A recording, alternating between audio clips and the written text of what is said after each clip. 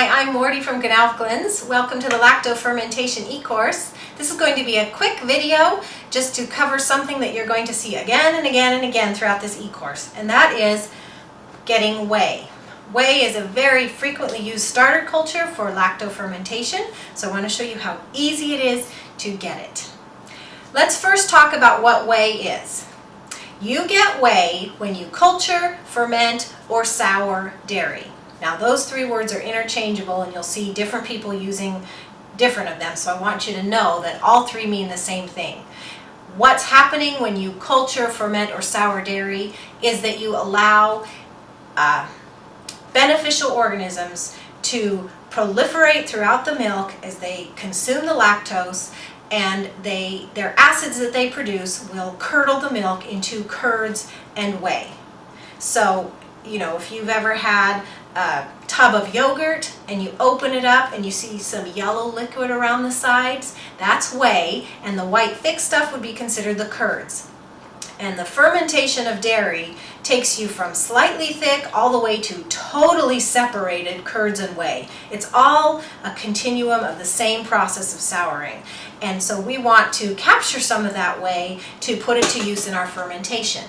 Now there's a lot of different kinds of whey that you can end up with when you are working with dairy, and I want you to understand what's okay to use and what's not okay to use and why. First of all, the whey we're talking about, that spills out of curds when milk coagulates, that whey is not the protein powder processed whey kind of thing you buy in a carton, in a bodybuilding shop or in the nutritional supplement section. That is highly processed, no living organisms, no good. It's no good for fermenting, and it's no good all around. So we're not talking about that whey.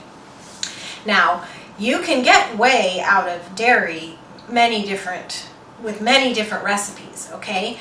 The kind that you want for fermentation still contains active cultures. So that means when you're working with dairy and you have whey left over, the process of making whatever you made, sour cream, cheese, yogurt, kefir, whatever you made, cannot have been heated past 100 or so degrees Fahrenheit. If it got hotter than that, then the living organisms in the dairy died. And that means that your whey doesn't have living organisms to ferment your food.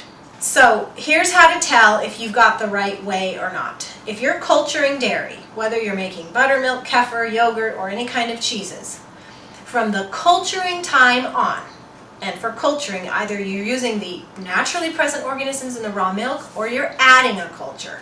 From the time you start culturing it on, if the temperature exceeded around 100 degrees Fahrenheit, and it can go a little bit higher, if the temperature exceeded that, then the whey that spilled out of the curds does not contain living organisms to kickstart your fermentation or help you in fermentation. If you're doing a cheese where you got milk on the stove and you heat it up near boiling and you add acid, you can't use that whey because the organisms expire. The most mild, generally applicable whey that probably most everybody is going to like is going to come from kefir or yogurt, and that's what I'm going to demonstrate right now. So what you do is you need 2 pieces of 90 count cheesecloth, or you can use cotton cloth that's like a pillowcase weight or a sheet weight. That would work too, just a big square of it. You line a colander with your drip cloth, and then you take this colander and you put it inside some kind of container to catch the whey. So I'm using a big pot that fits my colander. And then here I've got a half gallon of kefir, and I'll end up with about a quart of whey from this, so that'll help you determine what to do. Now my kefir never was heated. Room temperature yogurt would be good here. Even store-bought yogurt with active cultures, because the culturing happened at a temperature such that there's still living organisms, okay? So any of those are going to give you good, mild whey that's applicable for fruit or vegetable fermentation. And then this just gets poured in to your cheesecloth lined colander. And my kefir is very thick because I ferment it for 2 days because we like it thick. Okay, and now tie up these ends. And you can either hang this somewhere. I don't recommend cupboard doors because the weight of it can tweak hinges over time and make your cupboard doors slant. Or you can just leave it just like this. If it's like this, then the dripping of the whey doesn't happen as quickly. If you hang it, then gravity helps the whey to drip out faster.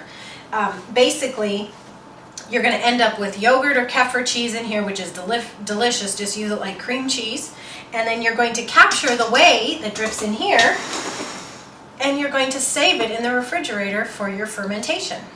It does keep a very long time, many weeks in the refrigerator, even longer in the freezer.